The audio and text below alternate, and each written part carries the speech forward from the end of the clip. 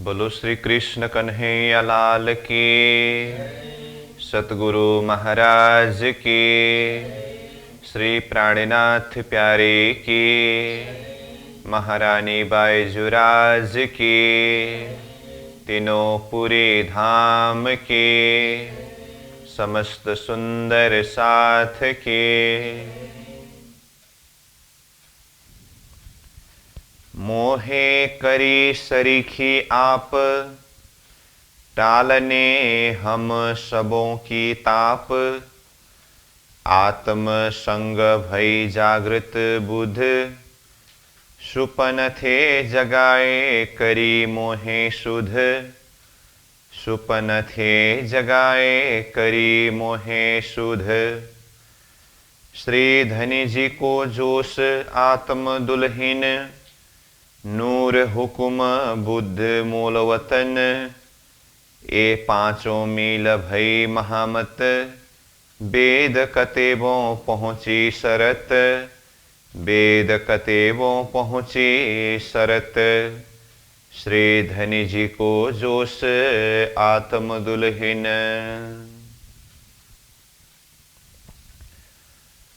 उपस्थित संपूर्ण सुंदर साथ जी, साधक एवं साधिकाएं, प्रशिक्षण शिविर सत्र का आज हम 137वां दिवस तथा यह प्रकटवाणी विषय प्रसंग का 29वां दिवस के पावन बैठक में उपस्थित हुए हैं। सर्वप्रथम आप सभी को सप्रेम प्रणाम एवं स्वागत करते हुए आज का विषय वस्तु प्रसंग को हम आगे बढ़ाने जा रहे हैं। प्रकटवाणी विषय अंतर्गत अब तक हमने चौपाई नंबर 94 तक के सारांश भाव के ऊपर चिंतन किया, चर्चा की। अब आज हम चौपाई नंबर 95 से प्रारंभ कर रहे हैं।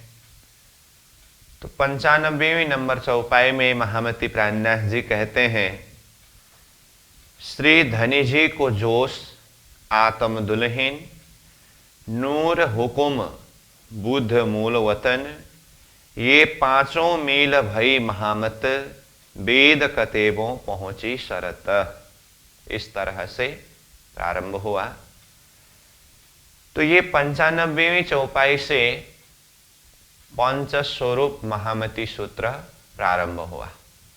तो प्रकटवाणी के प्रसंग में हमने प्रारंभिक भूमिका में ही जो 14 सूत्र के विषय में सारांश स्वरूप में चर्चा किया और बीच बीच में चौपाई में जो जो सूत्र प्रसंग चल रहा है उसमें भी विषय को जोड़ दिया। तो उसी हिसाब से देखें तो अब ये चौपाई नंबर 95 से पंच स्वरूप महामती सूत्र ये प्रारंभ हुआ। तो इससे पहले जो प्रसंग चर्चा हुई उस विषय में देखें तो सदगुरु महाराज के द्वारा जागनी लीला के विषय में बातें हुई। तो गांगजी भाई ने सदगुरु स्वरूप को धामधनी स्वरूप में पहचान करके पूरी तरह समर्पित होकर के सेवा किया और यही प्रसंग चलते चलते फिर इंद्रावती की आगमन और इंद्रावती आत्मा के ऊपर धामधनी स्वरूप सतगुरु की कृपा, इस विषय की बातें हुई। तो इंद्रावती आत्मा के द्वारा अक्षरातीत धामधनी स्वरूप ने वो परम धाम का दरवाजा खुलवाए। तो तारतम बीज मंत्र जो कुंजी यानी कि चाबी है वो तो सदगुरु महाराज ने ले आए, लेकिन परम धाम के दरवाजा इंद्रावती के हाथ से खुलवाए। तो ये सदगुरु महाराज की कृपा इंद्रावती आत्मा के ऊपर इतनी अधिक कृपा है। इसलिए ये 94वीं चौपाई में देखिए फिर मोहे करी सरीखे आप कहा। तो ये किसकी भाव है? मोहे मतलब मुझे, इंद्रावती आत्मा की भाव। तो इंद्रावती आत्मा कह रहे हैं मुझे धामधनी स्वरूप सदगुरु महाराज ने शरीकी आप मतलब अपने समान ही बनाया। ये सब कुछ करने का कारण क्या है? टालने हम सबों की ताप, हम सब के ये ताप संताप को दूर करने के लिए। जैसे ताप शब्द के ऊपर देखें तो अध्यात्म ताप, अधिदैव ताप, अधिभौतिक ताप, इस तरह से 3 प्रकार के ताप बताते हैं। और ये संसार में सब काम क्रोध लोभ मोह रूपी अग्नि में फंसे हुए हैं, सबके अंदर ये अग्नि जल रहा है। मोहजल का प्रकरण में ही प्राज्ञ जी ने कहा दावानल बले कई भांत, दावानल अग्नि कई प्रकार से सबके अंदर जल रहा है। और अन्य जगह में भी वाणी में प्राज्ञ जी कहते हैं ये सब आग, परंतु आगे कहा बिना दिया जले या को रूही न बाती न तेल। ये सब आग है, दिखाई दे रहा है, परंतु ये आग जलने के लिए फिर देखें तो दिया भी नहीं है, बाती भी नहीं है, रुई भी नहीं है, तेल भी नहीं है। ये कैसी आग है? अपने ही अंदर के जो काम क्रोध लोभ मोह रूपी आग, जिसे दावानल अग्नि कहा, इसी अग्नि का ताप।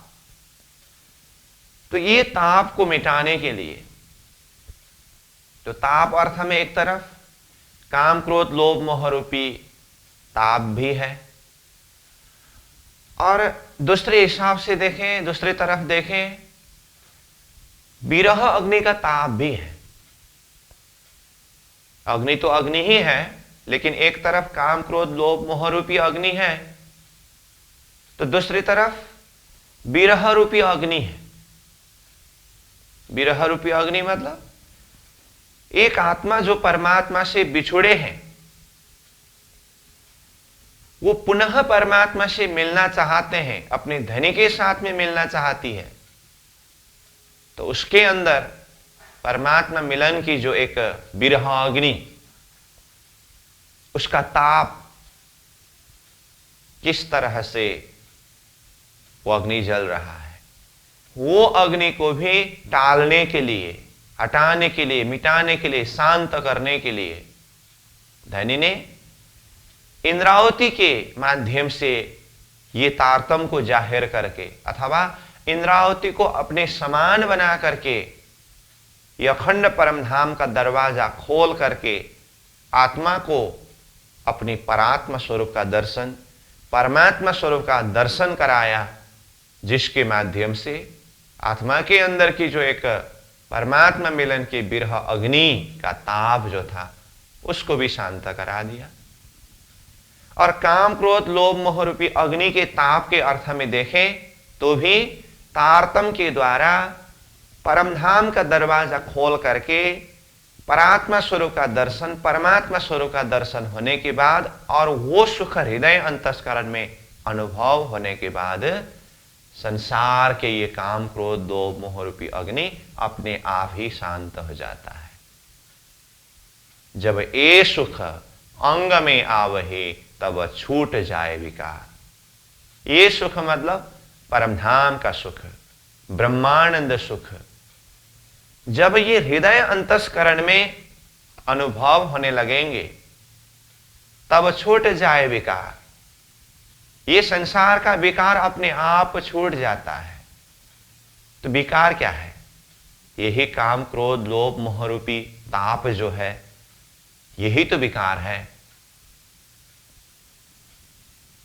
तो ये ताप शब्द के ऊपर जैसे हमने कहा, शास्त्रीय शब्द के हिसाब से देखें तो 3 प्रकार की ताप, अध्यात्म ताप, अधिदैव ताप, अधिभौतिक ताप करके इस विषय में चर्चा किया जाता है।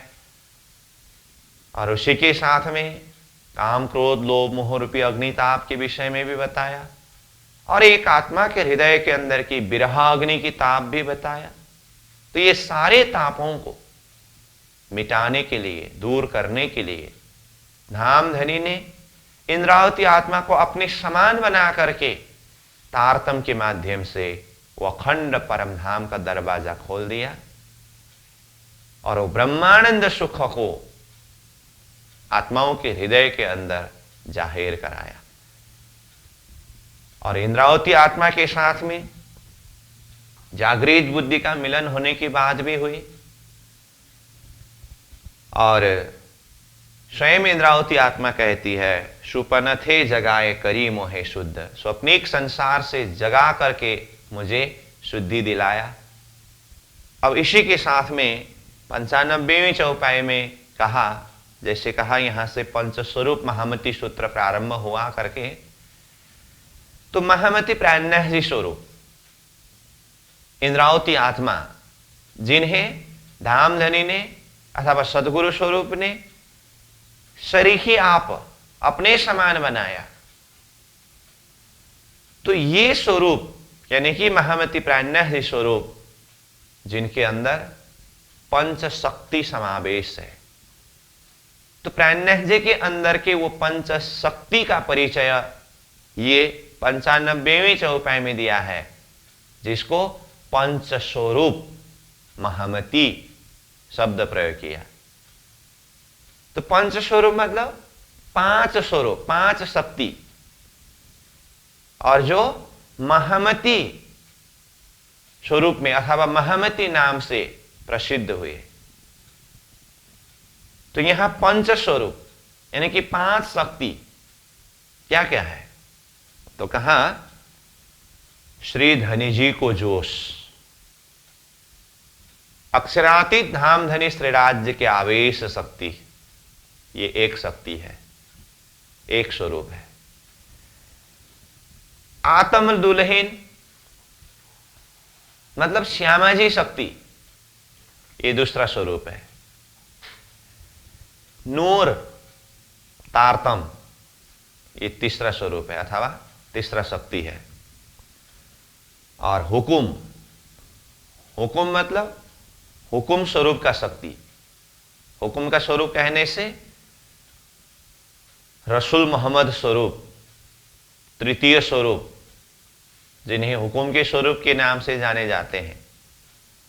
और यहां हुकुम शब्द आने का अर्थ, हुकुम का स्वरूप रसूल मोहम्मद साहेब ने जिस स्वरूप के लिए संकेत किया था अथवा भविष्यवाणी किया था, क्या कहा उन्होंने, क़यामत के दिन रूह अल्लाह इमाम मेहदी स्वरूप आएंगे। तो रूह अल्लाह इमाम मेहदी का स्वरूप जो कतीब का ये हकीकत मार्फत को खुलासा करने वाले होंगे। इस तरह से रूह अल्लाह इमाम मेहदी शब्द के द्वारा जिस शक्ति के लिए भविष्यवाणी किया अथवा संकेत किया, वही शक्ति जो महामति प्राणनाथ जी के अंदर विद्यमान है, उसे यहां हुकुम शब्द के द्वारा बताया। तो ये हुकुम स्वरूप का शक्ति ये चौथा शक्ति है। और बुध मूलवतन यानी कि ये जागृत बुद्धि।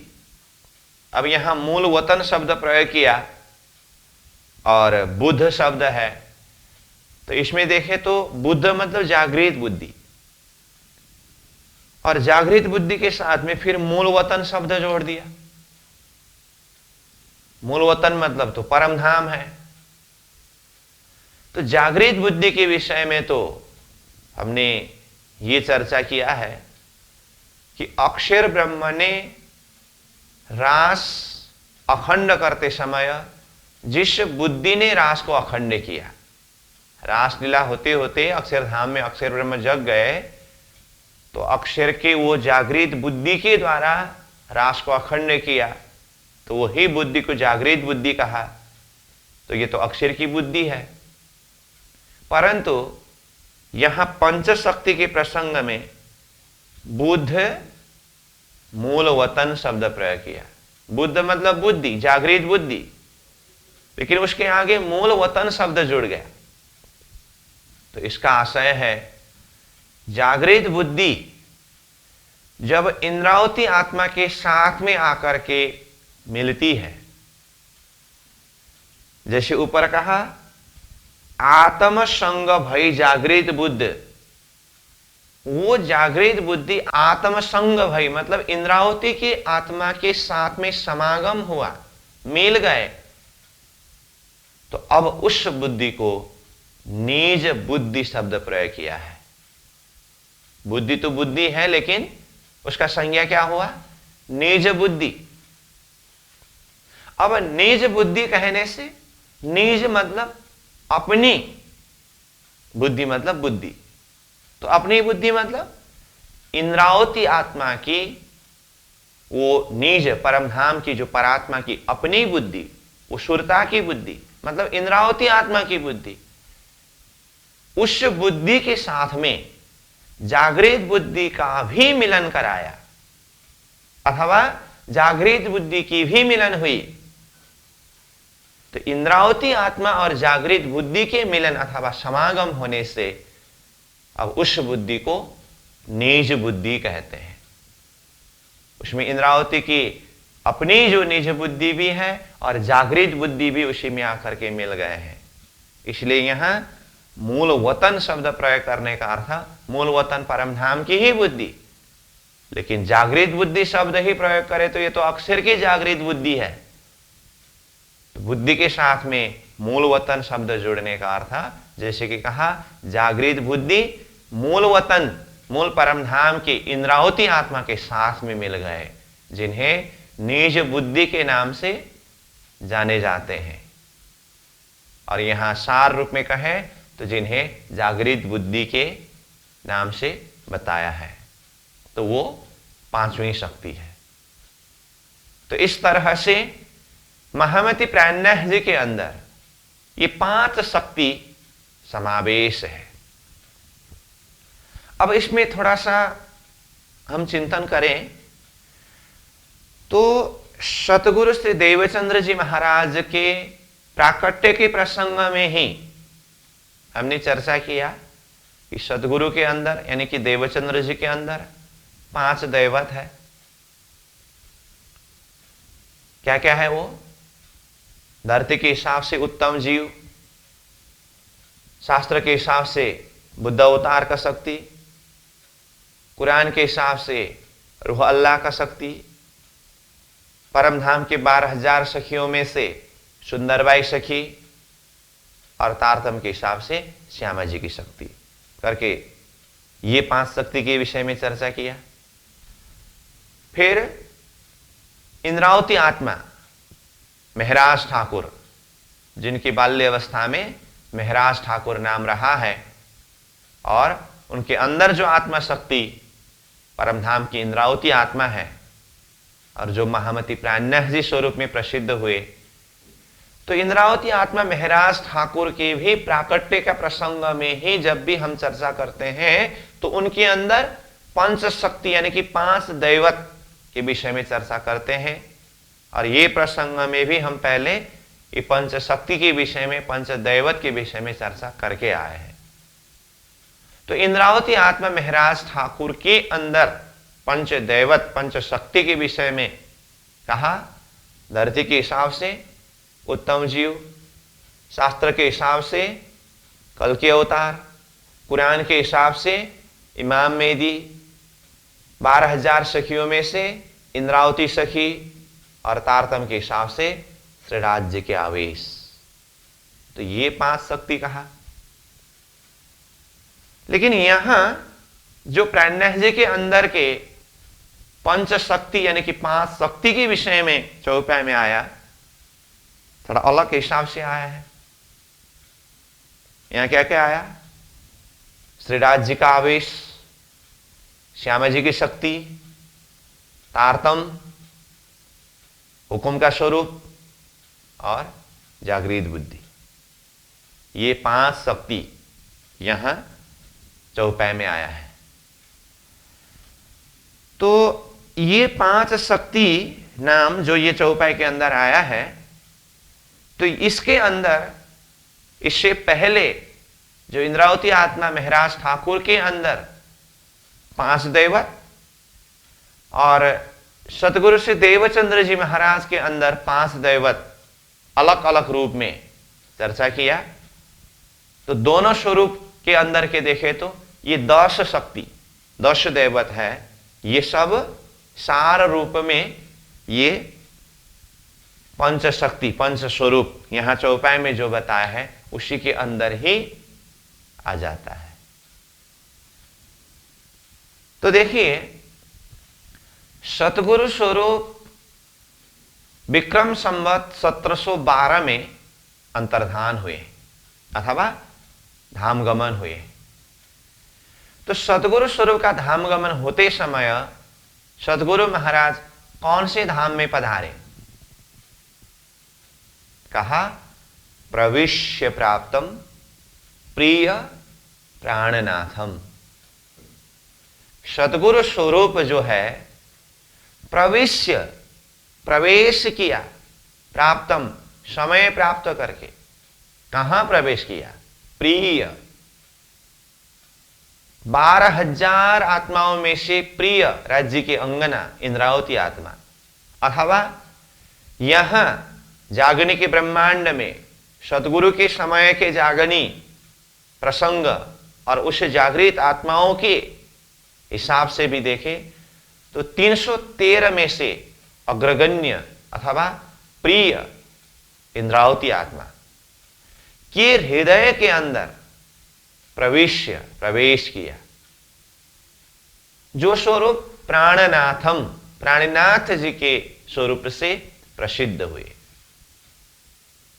तो इसका अर्थ सतगुरु महाराज इंद्रावती आत्मा के हृदय धाम के अंदर ही विराजमान हुए। वाणी के अंदर प्राणनाथ जी ने जगह जगह में ब्रह्म सृष्टि का हृदय ही अरस यानी कि परम धाम है, इस तरह से कहा। मोमिन दिल अरस कहा, मोमिन यानी कि ब्रह्म सृष्टि का दिल, हृदय, अरस कहा, जिसको परम धाम कहा है। तो इंद्रावती आत्मा ब्रह्म सृष्टियों में भी सिरदार, उनका दिल, उनका हृदय ही सतगुरु महाराज के लिए अरस यानी कि परम धाम हुआ। तो 1712 में सतगुरु महाराज का धाम गमन होने का अर्थ वो शक्ति इंद्रावती के अंदर ही जाकर के मिल गए। तो इस हिसाब से देखें तो सतगुरु महाराज के अंदर कितनी शक्ति है? 5 शक्ति। इंद्रावती के अंदर कितनी शक्ति है? 5 शक्ति। तो सतगुरु महाराज की शक्ति इंद्रावती के हृदय में आकर के मिलने का अर्थ सतगुरु के अंदर के 5 शक्ति भी इंद्रावती के अंदर आकर के मिले। तो इंद्रावती के अंदर पूर्ण कितने शक्ति हुए? 10 शक्ति। किस किस के साथ में किस किस का मिलन हुआ? सतगुरु देवचंद्र जी के अंदर के उत्तम जीव महराज ठाकुर के अंदर के उत्तम जीव के साथ में मिले। उत्तम जीव 2। शास्त्र के हिसाब से सतगुरु देवचंद्र जी महाराज के अंदर जागृत बुद्धि का शक्ति था, महराज ठाकुर इंद्रावती के अंदर कल के अवतार का शक्ति था। तो ये जागृत बुद्धि का शक्ति आकर के कल के अवतार के साथ में मिले, तो ये 2 4 हुआ। कतेब के हिसाब से सतगुरु देवचंद्र जी महाराज के अंदर रूह अल्लाह शक्ति, महराज ठाकुर इंद्रावती आत्मा के अंदर इमाम मेदी का शक्ति, तो ये रूह अल्लाह का शक्ति आकर के इमाम मेदी शक्ति के साथ में मिले, तो 6 हुआ। 12,000 सखियों में से सतगुरु देवचंद्र जी महाराज के अंदर सुंदरबाई सखी, महराज ठाकुर के अंदर इंद्रावती सखी, तो सुंदरबाई सखी आकर के इंद्रावती सखी के साथ में मिले, तो ये 2 जोड़ने से 8 हुआ। और सतगुरु देवचंद्र जी महाराज के अंदर श्यामा जी शक्ति, प्राणनाथ जी के अंदर राज्य की शक्ति, तो ये श्यामा जी शक्ति आकर के राज्य की शक्ति के साथ में मिले तो 10 हुआ। तो ये सारे शक्ति इंद्रावती आत्मा यानी कि महराज ठाकुर के हृदय के अंदर विराजमान है। इसलिए वाणी जो 18,758 चौपाई वाणी है ना, अब साधारण हिसाब से देखते समय, कहते समय, सुनते समय तो प्राणनाथ जी की वाणी ये शब्द प्रयोग किया जाता है। और वाणी में विशेष करके 3 छाप है, महराज, इंद्रावती, महामती।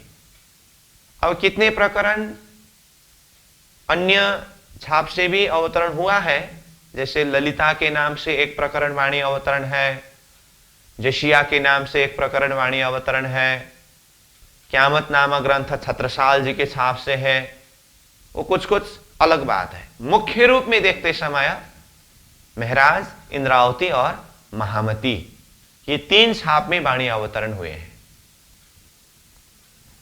लेकिन उस वाणी को चिंतन करते समय हमें उस गहराई से चिंतन करनी होती है कि इंद्रावती आत्मा महराज ठाकुर के हृदय के अंदर 10 शक्ति समावेश है। तो इन शक्तियों में से कौन सी चौपाई, कौन सा शब्द किस शक्ति के द्वारा जाहिर हो रहा है। कभी कभी राज्य के आवेश शक्ति के द्वारा वाणी का शब्द जाहिर हुआ है, कभी श्यामा जी की शक्ति के द्वारा वाणी का शब्द जाहिर हुआ है, कभी इमाम मेदी का शक्ति उस भाव से जाहिर हुआ है, कभी रूह अल्लाह के शक्ति से भी है, कहीं कल के अवतार का शक्ति से है, तो कभी जागृत बुद्धि की शक्ति से है, कभी इंद्रावती आत्मा भाव से वो शब्द को भी जाहिर किया है, कभी सुंदरबाई सखी एक आत्मा भाव से उस तरह से भी जाहिर किया है, कभी उत्तम जीव का भाषा भी है। तो इसीलिए अंदर से चिंतन करते समय यहां कौन सी शक्ति, कौन सी वृत्ति की भाषा है ये, और कौन किसके लिए बोल रहे हैं, उस गहराई से, उस हिसाब से चिंतन करना होता है। और बीतक के प्रसंग में देखें तो हम सीधा सीधा कथानक प्रसंग से महामती प्राणनाथ जी श्री 5 नौतनपुरी धाम जामनगर से जागनी यात्रा में निकले और भिन्न भिन्न स्थानों में धर्म प्रचार करते हुए, जागनी कार्य को आगे बढ़ाते हुए पन्ना जी तक पहुंचे। पद्मावतीपुरी धाम की स्थापना करके वहां पर जागनी लीला की, ये प्रसंग सुनते हैं। लेकिन प्राणनाथ जी की यात्रा के अंदर की शक्ति के हिसाब से देखें तो ये 10 शक्ति की अपनी अपनी यात्रा है। इसके ऊपर भी चिंतन करना होता है। मुख्य रूप में दिखाई देने वाले ये 10 शक्ति हैं। अब उसके अंदर अन्य आत्माओं के जो समागम होना, फिर वो तो और गहराई की बात है। तो मैं यहां ये प्रसंग क्यों जोड़ रहा हूं, एक तरफ हमने चर्चा किया है सदगुरु देवचंद्र जी के अंदर 5 दैवत, 5 शक्ति, और इंद्रावती आत्मा यानी कि महामती प्राणनाथ जी स्वरूप के अंदर भी 5 शक्ति, 5 दैवत, और सदगुरु स्वरूप इंद्रावती के हृदय धाम के अंदर विराजमान हुए। इसका अर्थ वो 5 शक्ति, ये 5 शक्ति में आकर के मिले तो 10 शक्ति हुए। ये भी हमें चिंतन करना है। और यहां चौपाई में 5 शक्ति का नाम आया है, तो वो 10 शक्ति, फिर यहां 5 शक्ति, इसको हम कैसे समझे? तो इसके संबंध को थोड़ा सा जोड़ने के लिए, चिंतन करने के लिए मैं ये विषय प्रसंगों को जोड़ रहा हूं। तो यहां चौपाई के हिसाब से देखें तो श्री धनी जी को जोश यानी कि श्री राज्य के आवेश, तो ये तो इंद्रावती आत्मा के अंदर की 5 दैवत, 5 शक्ति के अंदर श्री राज्य का आवेश करके कहा, ये तो चौपाई में ही आया। श्री राज्य का आवेश शक्ति है, एक शक्ति। दूसरा शक्ति आत्म दुल्हीन। आत्म दुल्हीन मतलब श्यामा जी की शक्ति। देखिए तो मूल रूप में देखें तो सतगुरु देवचंद्र जी महाराज श्यामा जी शक्ति है। तो यहां इंद्रावती आत्मा के अंदर की 5 शक्ति का परिचय देते समय श्यामा जी की शक्ति भी इंद्रावती के हृदय के अंदर ही बताया। तो इसीलिए कहा वो सदगुरु महाराज इंद्रावती के हृदय धाम के अंदर ही विराजमान हुए। कहना ही श्यामा जी शक्ति इंद्रावती की हृदय धाम के अंदर विराजमान हुए। तो राज्य का आवेश और श्यामा जी की शक्ति। और नूर तारतम कहा, तो ये तारतम का प्रकाश जो सदगुरु के हृदय के अंदर बीज तारतम प्रकट हुआ, और वही प्रकाश इंद्रावती के हृदय के अंदर विराजमान हुआ, और वही बीज तारतम विस्तार होकर के ये वाणी के रूप में पशरसी 14 भवन, 14 लोक ब्रह्मांड को ही प्रकाशित करने वाले वाणी, ये नूर ये फैल गया। तो ये भी एक शक्ति के रूप में यहां पर जाहिर किया, तीसरा शक्ति हुआ। अब इसमें देखें तो ये नूर शब्द यानी कि तारतम शब्द को देखें तो देवचंद्र जी के अंदर के 5 शक्ति में भी वैसे ये नूर तारतम शब्द नहीं है। इंद्रावती आत्मा के अंदर की 5 शक्ति में भी ये नूर तारतम शक्ति नहीं है। तो ये पंच शक्ति के विषय में जो हमने चर्चा किया वो तो स्वरूप की प्रकट के समय में ही है, और ये बीज तारतम जो है, तारतम मतलब अक्षरातीत के ही आवेश ही है। वैसे तारतम ऊपर जो धनी जी का जोश करके कहा, तो राज्य की जोश, राज्य के आवेश शक्ति ही ये तारतम के रूप में प्रकाशित हुआ है। फिर भी तारतम की अपनी ही महत्व है, तारतम के रूप में जो प्रकाशित हुआ है, इसीलिए वो एक शक्ति जो तीसरे शक्ति के रूप में बताया। और हुकुम शब्द प्रयोग किया, जिसके लिए कहा हुकुम का स्वरूप, और मूल वतन शब्द प्रयोग किया, जिसके लिए कहा जागृत बुद्धि, अथवा इंद्रावती के साथ में मिलन करा करके जिसे निज बुद्धि कहा, इस तरह से कहा है। तो वो 10 शक्ति के प्रसंग में सदगुरु देवचंद्र जी के अंदर सुंदरबाई सखी और महराज ठाकुर के अंदर इंद्रावती सखी जो आया था ना, ऐसे ऐसे शक्तियों को यहां पर सार रूप में श्यामा जी शक्ति के अंदर ही समझना होता है। जैसे यहां आत्म दुल्हेन शब्द प्रयोग किया है ना, तो ये आत्म दुल्हेन के अंदर ही श्यामा जी शक्ति तो है ही, और सुंदर सार यानी कि सखियां, चाहे सुंदरबाई हो, चाहे इंद्रावती हो, चाहे अन्य कोई भी आत्मा हो, आत्मा समूह सब कौन है? श्यामा जी ने अंग हो सुंदर साथ। इसलिए श्यामा जी शक्ति का नाम आने के बाद इंद्रावती सखी और सुंदरबाई सखी इसी के अंदर समा गए। इस तरह से चिंतन करना होता है। मैं 10 शक्ति को ये 5 शक्ति के अंदर ही किस तरह से दर्शन करें, उसके लिए थोड़ा सा ये बता रहा हूं। तो सुंदरबाई सखी और इंद्रावती सखी, तो ये चौपाई में आत्म दुल्हीन श्यामा जी शक्ति के अंदर ही दर्शन करना होगा। और साथ में हुकुम शब्द आया है ना, हुकुम स्वरूप के शक्ति, तो ये हुकुम का स्वरूप शक्ति ने ही रूह अल्लाह और इमाम मेहदी आने के विषय में भविष्यवाणी किया। तो सदगुरु देवचंद्र जी के अंदर की 5 शक्ति में से एक शक्ति रूह अल्लाह शक्ति कहा, जो कतीब के हिसाब से।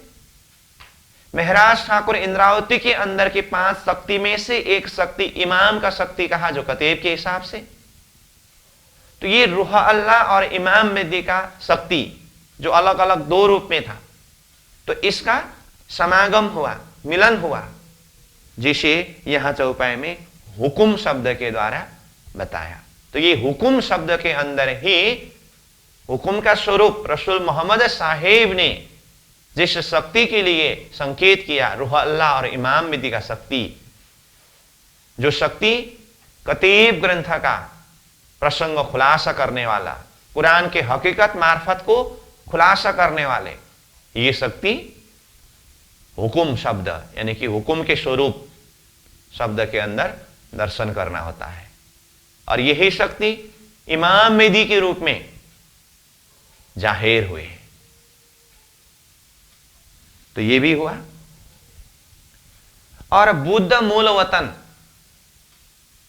तो यहां बुद्ध शब्द प्रयोग हुआ है, तो ये बुद्ध मतलब जागृत बुद्धि, और यहां मूल वतन शब्द को जोड़ करके इंद्रावती के आत्मा के साथ में मिलकर के निज बुद्धि हुआ, यह शब्द प्रयोग किया है। तो जागृत बुद्धि आकर के इंद्रावती आत्मा महराज ठाकुर के साथ में जो कल के अवतार का शक्ति है उसके साथ में मिले, और फिर वही जागृत बुद्धि इंद्रावती के हृदय के अंदर अथवा इंद्रावती आत्मा के साथ में मिलने से जिन्हें बुद्ध मूल वतन यानी कि निज बुद्धि शब्द प्रयोग किया।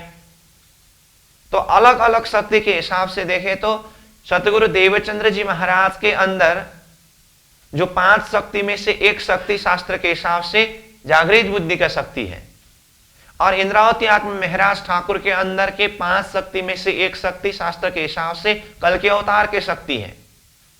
लेकिन यहां ये बुद्ध मूल वतन शब्द जो आया है इसके अंदर ही वो जागृत बुद्धि की शक्ति और कल के अवतार का शक्ति दोनों को यहां दर्शन करना होता है, समझना होता है।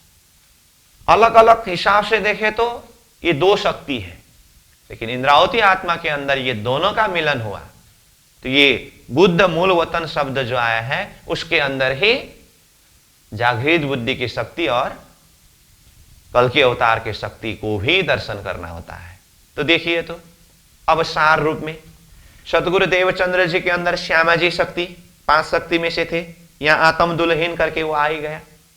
सुंदरबाई सखी वो आत्म दुल्हन के अंदर ही समझना होगा, कहा शास्त्र के हिसाब से बुद्ध अवतार का शक्ति था, यहां बुद्ध मूल वतन के अंदर ही वो बुद्ध अवतार को समझना होगा, कहा 3 शक्ति हुआ। और चौथी शक्ति रुअल्लाह का शक्ति, रुअल्लाह शक्ति को यहां हुकुम शब्द के अंदर समझना होगा, कहा, और बाकी रहा एक जीव शक्ति। तो 4 शक्ति जो है इसी के अंदर आया। और इंद्रावती आत्मा महराज ठाकुर के अंदर की शक्ति को देखें, श्रीराज जी के आवेश करके कहा एक शक्ति, जिसको यहां प्रष्ट रूप में श्री धनी जी को जोश कहा, और दूसरी शक्ति इंद्रावती आत्मा है, तो यहां आत्म दुल्हन श्यामा जी शक्ति शब्द आया, तो उसी के अंदर इंद्रावती को समझना होगा करके कहा, तो ये दूसरी शक्ति भी हुई। कुरान के हिसाब से इमाम मेदी का शक्ति है, तो इमाम मेदी की शक्ति को यहां हुकुम स्वरूप के अंदर दर्शन करना होगा, कहा, तो ये तीसरी शक्ति भी हुई। और शास्त्र के हिसाब से कल के अवतार शब्द प्रयोग किया, तो ये कल के अवतार शक्ति भी यहां बुद्ध मूल वतन यानी कि ये जागृत बुद्धि शक्ति के अंदर ही समावेश है करके कहा, तो ये 8 शक्ति इसके अंदर ही दिखाई दिया। और धरती के उत्तम जीव, जो उत्तम जीव है वो तो है ही। तो इस तरह से अलग अलग रूप में 5वां शक्ति के विषय में हमने चर्चा किया, जिसे 5 दैवत करके कहा। और यहां चौपाई में मूल शक्ति 5 शक्ति के नाम से ही आया, तो इस विषय में थोड़ा सा चिंतन करने का सूत्र बन जाए, इस बात को मद्देनजर रखते हुए इसका संबंध मैंने थोड़ा सा बताने का प्रयास किया।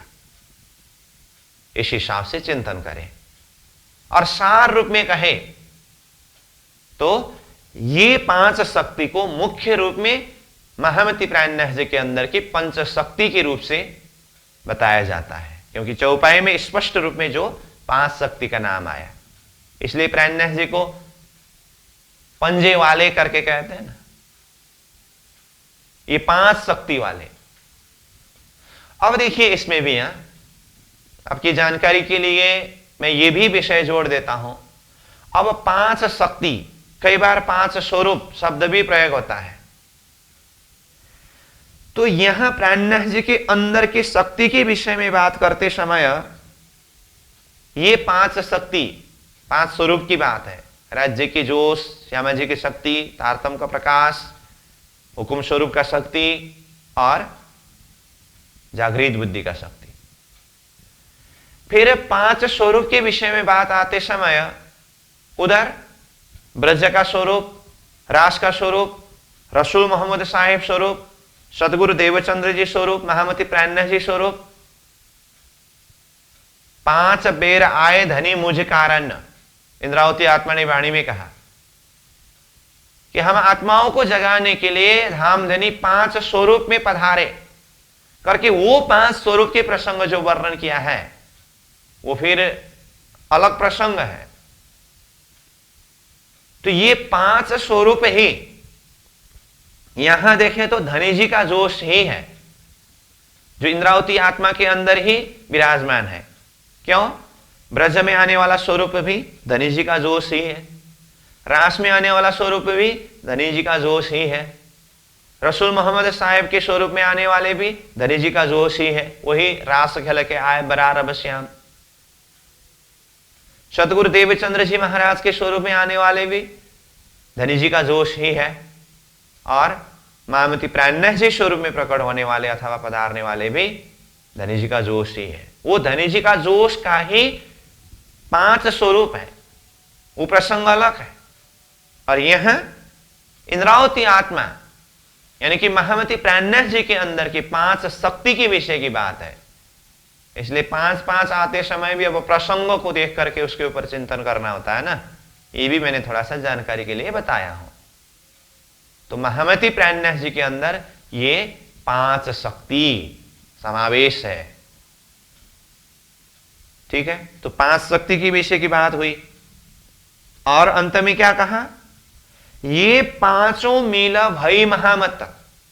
ये 5 ऊपर जो 5 शक्ति के विषय में बताया, ये 5 शक्ति के मिलन होने से जिन्हें महामती कहा अथवा भई महामत, महामती हुए। तो महामती का अर्थ क्या है? महामती। महा मतलब महान, मति मतलब बुद्धि, महान बुद्धि के सागर, ओ महामती। और प्राणनाथ जी के अंदर कितनी महान बुद्धि के सागर है, देखिए तो। ऐसे ऐसे शक्ति जिनके हृदय के अंदर विराजमान है। तो ये 5 शक्ति के समागम, ये 5 शक्ति मिलने से महामती नाम रहा। ये 5 मिल भई महामत। तो महामती शब्द के ऊपर देखिए, जैसे कि मैंने पहले ही कहा, वाणी में मुख्य रूप में 3 छाप है, महराज, इंद्रावती और महामती। सतगुरु महाराज के समय में ही जो वाणी अवतरण हुई उसमें विशेष करके महराज छाप है। उसके लिए अगर वाणी के अंदर देखना हो, चिंतन करना हो, तो कीर्तन ग्रंथ में 125वां प्रकरण से आगे, जिसे पुराना कीर्तन कहा है, जो सतगुरु महाराज के समय में ही इंद्रावती आत्मा के मुखार बिंद से अवतरित वाणी है। तो उन प्रकरणों में महराज छाप है।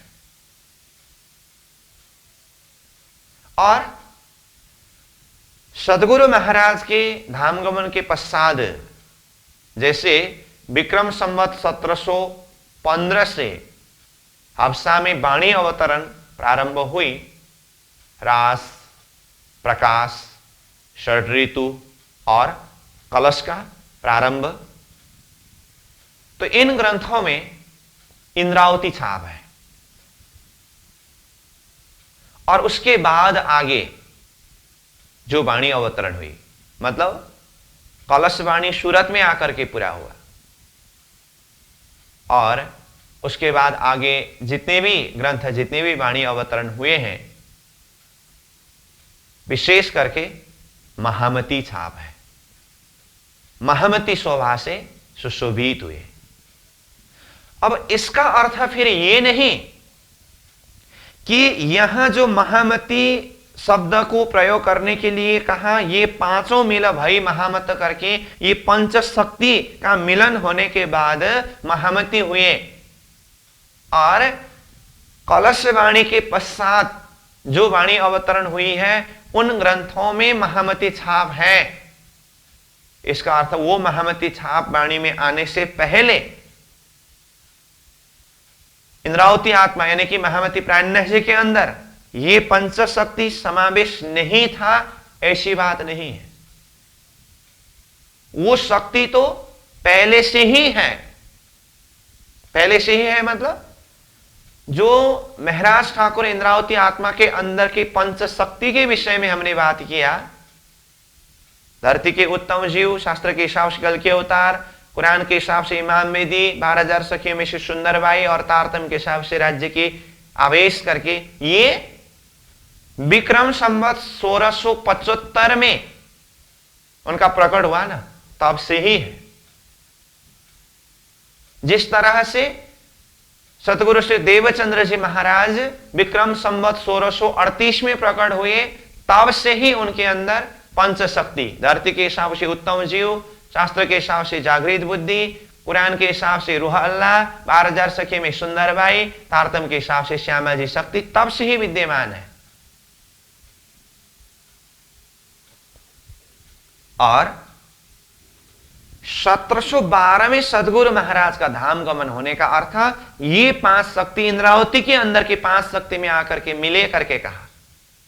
तो तब से भी देखें तो 1712 से ही धनी जी का जोश भी है, श्यामा जी शक्ति भी है, नूर तारतम का प्रकाश भी है, हुकुम स्वरूप का शक्ति भी है और जागृत बुद्धि का शक्ति भी है। और इंद्रावती आत्मा के अंदर धनी जी को जोश, राज्य के आवेश शक्ति के विषय में कहे तो पहले भी हमने प्रसंग में चर्चा किया है। लालदास जी महाराज ने बीतक में क्या कहा? संवत 1675 आशोज ओदी 14 नाम प्रहर जाम और 12 रवि प्रगटे धनी श्री धाम कहा। विक्रम संवत 1675 आश्विन कृष्ण चतुर्दशी तिथि के दिन, रविवार का दिन, प्रहर दिन बीतते हुए समय में महाराज का जन्म हुआ नहीं कहा, और इंद्रावती प्रकट हुए शब्द तक भी नहीं कहा। स्पष्ट रूप में कहा प्रगटे धनी श्री धाम, धाम धनी का प्रकट हुआ। समझ में आई बात? अक्षरातीत धाम धनी की आवेश शक्ति जो यहां श्री धनी जी को जोश शब्द प्रयोग किया, वो 1675 से ही, उनके प्रकट से ही है। लेकिन वो शक्ति इंद्रावती के हृदय के अंदर शांत रूप में बैठे हुए हैं। अब यहां यह भी जिज्ञासा हो सकती है, यह भी सवाल उठ सकता है कि 1675 में ही जब धामधनी की आवेश शक्ति इंद्रावती के अंदर है, तो फिर उनको सदगुरु के पास में जाने की क्या जरूरत थी और इतना साधना करने की क्या जरूरत थी? वो तो स्वयं धामधनी स्वरूप है। और वाणी के अंदर विरह की बात बहुत सारे हैं, तो धामधनी स्वरूप को ये सब विरह करने की क्या जरूरत थी?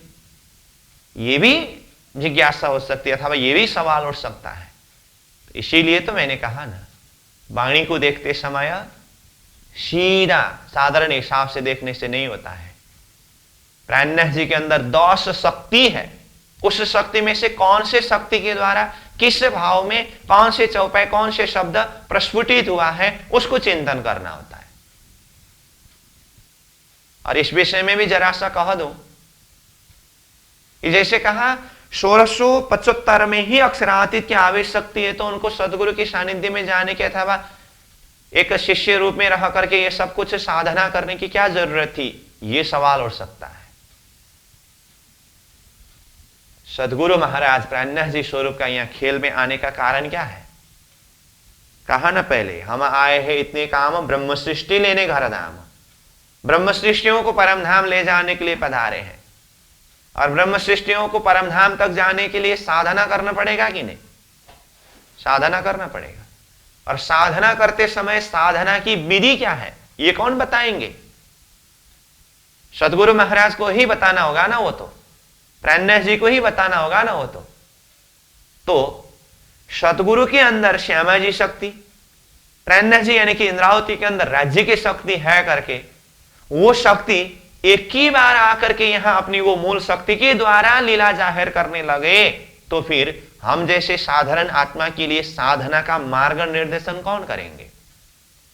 इसीलिए वो अलौकिक शक्ति अंदर होते हुए भी आत्मा को बिल्कुल ग्रास लेवल से, साधारण अवस्था से भी साधना करके किस तरह से आगे बढ़ना है, वो मार्ग निर्देशन करने के लिए स्वयं सदगुरु महाराज अपने अंदर ऐसे ऐसे अलौकिक शक्ति होते हुए भी एक साधारण जिज्ञासु की तरह, एक साधारण साधक की तरह, मैं कौन, कहां से आया, कहां मेरो भरतार, ऐसे प्रश्न को, ऐसे जिज्ञासा को लेकर के साधना पथ पर चल करके दिखाए, मार्ग निर्देशन किया। इंद्रावती आत्मा के अंदर 1675 में ही अक्षरातीत धाम देने की आवेश शक्ति है, इसमें कोई दो मत ही नहीं है। जैसे मैंने लालदास जी महाराज जो वित्तकार हैं उनके चौपाई के द्वारा ही कहा, प्रगटे धनी श्री धाम, वो प्रगटे धनी श्री धाम होते हुए भी एक ही बार वो आवेश शक्ति जाहिर नहीं हुए। वो एक साधारण जिज्ञासु की तरह, साधारण साधक की तरह होकर के इंद्रावती आत्मा स्वयं ने सदगुरु की सानिध्य में रह करके साधना, गुरु भक्ति, ये सब कुछ अपने जीवन में उतार करके दिखाया, ताकि आने वाले आत्मा इसी मार्ग को अनुसरण करते हुए साधना पथ पर चल करके परम धाम तक आ सके। इसलिए गीता में क्या कहा, यददाचरति श्रेष्ठ तत्तदेवे तरोजन। आगेवान श्रेष्ठ पुरुष जो मार्ग निर्देशन करते हैं, जो राह में चलते हैं, पीछे आने वाले वही मार्ग में, उसी रास्ता में चलते हैं। इसीलिए अक्षरातीत की आवेश शक्ति अंदर होते हुए भी वो आवेश शक्ति अभी शांत रूप में है, समय आने पर वो जाहिर होंगे। और इसके लिए उदाहरण देखें तो उदाहरण के रूप में यहां 14 लोक ब्रह्मांड की व्यवस्था को देखिए ना। त्रेता के समय में मर्यादा पुरुषोत्तम भगवान रामचंद्र जी के अवतार हुए, तो रामचंद्र जी तो भगवान के अवतार है ना, भगवान विष्णु की शक्ति उनके अंदर है ना, तो फिर उन्होंने गुरु किया है कि नहीं किया? समझ में आई बात? द्वापर के समय में लीला पुरुषोत्तम भगवान श्री कृष्ण जी भगवान के अवतार, जिनके लिए कृष्णस्तु भगवान स्वयं शब्द प्रयोग किया है, जिनके लिए कृष्णम वंदे जगत गुरु शब्द प्रयोग किया है। ऐसे महान शक्ति, भगवान के पूर्ण अवतार शक्ति, उन्होंने गुरु किया है कि नहीं किया? यहां पर सवाल उठाएं, भगवान के अवतार होकर के उनको गुरु करने की क्या जरूरत थी? तो रामचंद्र जी जो भगवान के अवतार है, तो उन्होंने गुरु क्यों किया? श्री कृष्ण जी जो भगवान के पूर्ण शक्ति वाले अवतार का स्वरूप है, तो उन्होंने गुरु क्यों किया? क्या जरूरत थी? यहां भी तो सवाल है ना। इसका कारण क्या है? वो भगवान की शक्ति होते हुए भी, जैसे कहा ना, आगेवान पुरुष, श्रेष्ठ पुरुष जिस मार्ग में चलते हैं, पीछे आने वाले वही मार्ग को अनुसरण करते हैं, फॉलो करते हैं। इसलिए भगवान का शक्ति ऊपर से आया और अपने अलौकिक शक्ति के द्वारा एक ही बार बड़े बड़े काम किए, और साधारण जीव उस तरह से करने का क्षमता, हिम्मत उनके पास नहीं रहता है, और साधारण हिसाब से आगे बढ़ने के लिए मार्ग ही पता नहीं, तो क्या करें? इसलिए भगवान की शक्ति होते हुए भी मर्यादा पुरुषोत्तम भगवान रामचंद्र जी के अवतार ने भी गुरुकुल में रह करके एक शिष्य के रूप में रह करके साधना किया है, शिष्य धर्म को निभाया है, और वो समय आने पर फिर भगवान के पूर्ण शक्ति के द्वारा अपनी लीला को जाहिर किया है। भगवान के पूर्ण शक्ति वाले अवतार श्री कृष्ण जी होने पर भी एक साधक के रूप में, एक शिष्य के रूप में रह करके, गुरुकुल में रह करके शिक्षा को लिया है। और साधना धर्म क्या है, शिष्य धर्म क्या है, इसका मार्ग निर्देशन किया है। और समय आने पर अंदर की जो भगवान का पूर्ण शक्ति है वो जाहिर होकर के अपनी लीला को प्रस्तुत किया, जाहिर किया। तो ये उदाहरण है, ये दृष्टांत है, और यही उदाहरण के द्वारा हमें समझना होगा श्यामा जी शक्ति जैसे सदगुरु स्वरूप, राज्य के आवेश शक्ति जैसे प्राणनाथ जी स्वरूप, ऐसे ऐसे अलौकिक शक्ति अंदर होते हुए भी शुरुआती अवस्था में एक शिष्य के रूप में रह करके, एक साधक के रूप में रह करके साधना किया हुआ उनके जीवन दर्शन के द्वारा दिखाई देता है। लेकिन वो अंदर शक्ति है, समय आने पर वो प्रकट होकर के अपनी लीला को जाहिर करेंगे। इस हिसाब से चिंतन करनी होगी। तो ये बात मैंने यहां पर क्यों जोड़ दिया? महामती शब्द आया तो मैंने कहा वाणी के अंदर 3 छाप है, महराज, इंद्रावती, महामती।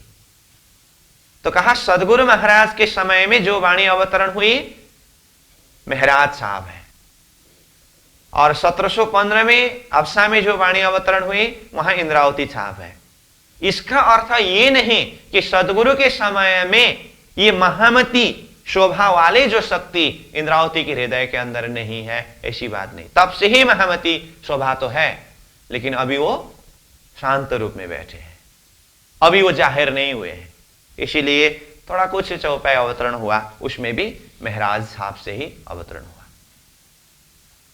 अब कितने जने वाणी को अध्ययन करते समय भी ये तो महराज की शब्द है, ये तो इंद्रावती की शब्द है, और ये महामती की शब्द है करके महराज, इंद्रावती और महामती छाप को देखते हुए चौपाई में भी एक भेद दृष्टि रखते हैं और अपने आप को बहुत ही पहुंचे हुए समझते हैं। और ये तो महराज ने कहा है, और ये तो जीव के लिए कहा है। ऐसे ऐसे तर्क, ऐसे ऐसे बात भी प्रस्तुत करते हैं। वो तो उनकी समझ की बात है, लेकिन चाहे महराज छाप से वाणी अवतरण हुआ हो, चाहे इंद्रावती छाप से वाणी अवतरण हुआ हो, चाहे महामती छाप से वाणी अवतरण हुआ हो, ये तो उनकी मस्ती है, ये प्राणनाथ जी की मस्ती है। लेकिन वो अंदर शक्ति एक ही है। इसलिए सारे 18,758 चौपाई वाणी, जिसमें कौन मुख्य कौन गौण कुछ नहीं, सब समान है। विषयगत हिसाब से जिस जिस विषय प्रसंग के ऊपर प्राणनाथ जी ने वाणी के माध्यम से जाहिर किया है, प्रस्तुत किया है, उस गहराई तक पहुंच करके हर विषय के ऊपर चर्चा किया, जाहिर किया, और सभी विषय के अपनी अपनी जगह में महत्व है। इसीलिए वाणी के अंदर के हर एक शब्द मंत्रवत है। मंत्र कहने से अब बीज मंत्र, तारतम मंत्र वो तो है, लेकिन एक भाव से हम देखें अक्षरातीत के आवेश शक्ति के द्वारा जितने भी शब्द उच्चारण हुआ है वो सारा शब्द मंत्रवत है। तो अक्षरातीत धामधनी के आवेश कहां से है? 1675 से ही कहा प्रगटे धनी श्री धाम। तो वो धाम धनी के आवेश शक्ति इंद्रावती के हृदय के अंदर है। इसलिए जो भी वाणी जाहिर हुआ उसके लिए क्या कहा? ये कहलाए धनी का जोश। ये अक्षरातीत धनी के आवेश के द्वारा ये वाणी जाहिर हुआ है। इसलिए 18,758 चौपाई के अंदर जितने भी शब्द है और एक अक्षर जो है वो अक्षरातीत की आवेश के द्वारा ही जाहिर हुआ है, चाहे महराज छाप से हो, चाहे इंद्रावती छाप से हो, चाहे महामती छाप से हो। कहा ये उनकी मस्ती है, लेकिन आवेश शक्ति अक्षरातीत की आवेश शक्ति के द्वारा है। ये धनी की वाणी है, इसलिए एक एक शब्द आत्मा के लिए मंत्र रूप है। महामती, महान बुद्धि के सागर, जिसके अंदर ये पंच शक्ति विराजमान है, और ये पंच शक्ति के अंदर ही ब्रह्मांड की संपूर्ण शक्ति समावेश है। जिस तरह से प्राणनाथ जी ने वाणी में या कुरान या पुराण ये दो कागज प्रमाण करके कहा ना, या तो कुरान ग्रंथ हो या तो पुराण ग्रंथ हो, ये दोनों ग्रंथ तारतम विषय के लिए एक कागज प्रमाण का विषय है, ब्रह्म सृष्टियों के लिए चिट्ठी है दोनों ग्रंथ।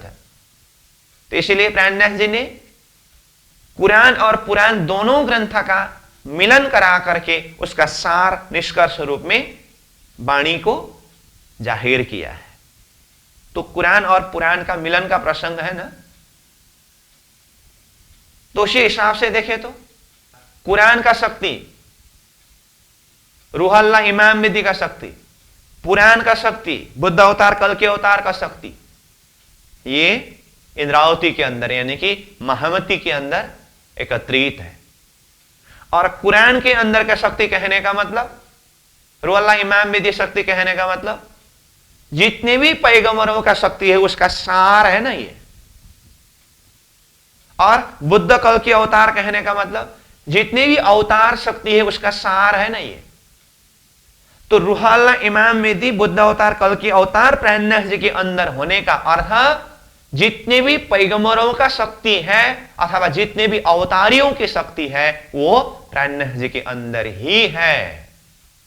वेद कतेब की दृष्टि से देखने पर भी। और आत्म दुल्हीन कहा तो 12,000 आत्मा सब उसी के अंदर आ गया। और धनी जी को जोश कहा तो राज्य के आवेश शक्ति तो वो तो सार रूप में वही शक्ति है। और ये सबको प्रकाशित करने वाले तारतम का शक्ति भी है। तो ये 5 शक्ति के अंदर ब्रह्मांड की सारी शक्ति समा गया। तो इसीलिए ये शक्ति का परिचय जहां दिया है ये पंच स्वरूप महामती, 5 शक्ति जिस स्वरूप के अंदर विराजमान है। तो ये महामती प्राणनाथ जी स्वरूप का परिचय है। तो इस तरह से ये चौपाई में बताया। फिर सार रूप में मैं ये चौपाई को उच्चारण करूं तो श्री धनी जी को जोश, आत्म दुल्हीन, नूर हुकुम, बुद्ध मूल वतन, ये 5 मील भई महामत, वेद कतेब पहुंचे शरत। इस तरह से कहा, वेद कतेब पहुंचे शरत कहा।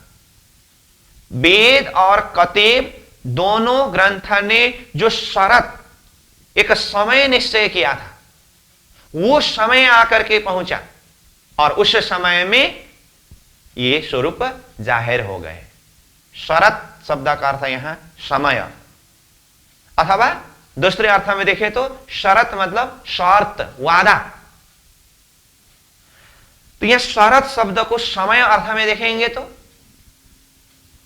एक समय निश्चय किया था वेद के हिसाब से बुद्ध कल के अवतार जाहिर होने के विषय में, कतेब के हिसाब से रूहल्ला इमाम मेहदी जाहिर होने के विषय में। जो समय, जो शरत निश्चय किया था वही शरत वही समय में महामती प्राणनाथ जी स्वरूप में वो शक्ति जाहिर हुए।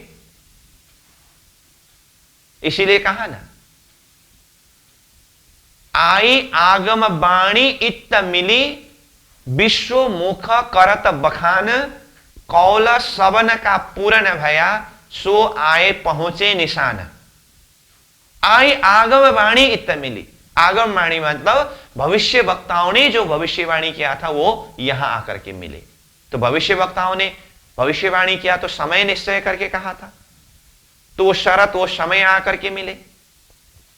और यहां शरत शब्द को शर्त यानी कि वादा अर्थ मिलेंगे तो भी कतीब के हिसाब से भी खुदा ने इमाम के रूप में अथवा काजी बनकर के आने के लिए शर्त किया था, क़यामत के दिन आने के लिए शर्त किया था, वादा किया था।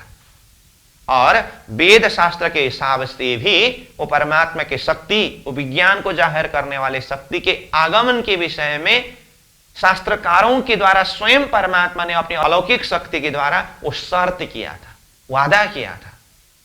वो शर्त को पूरा करने के लिए निश्चित समय में आ गए। इसलिए वेद कतेबों पहुंची शरत।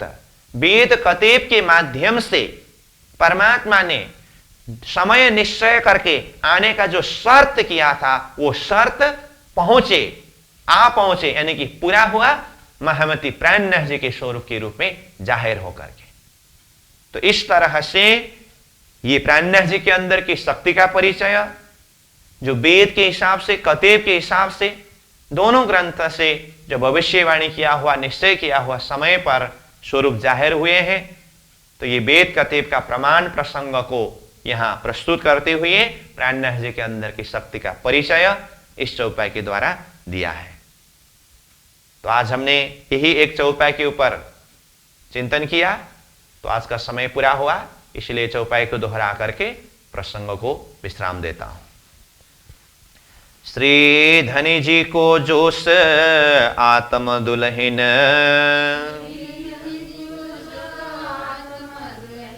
नूर हुकुम बुद्ध मूल वतन,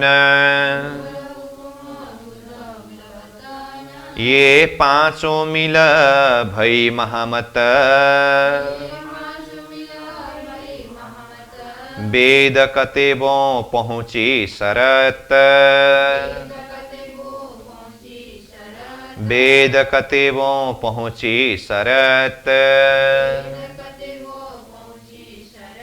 बोलो श्री सतगुरु महाराज की, श्री प्राणनाथ प्यारे की प्रणाम।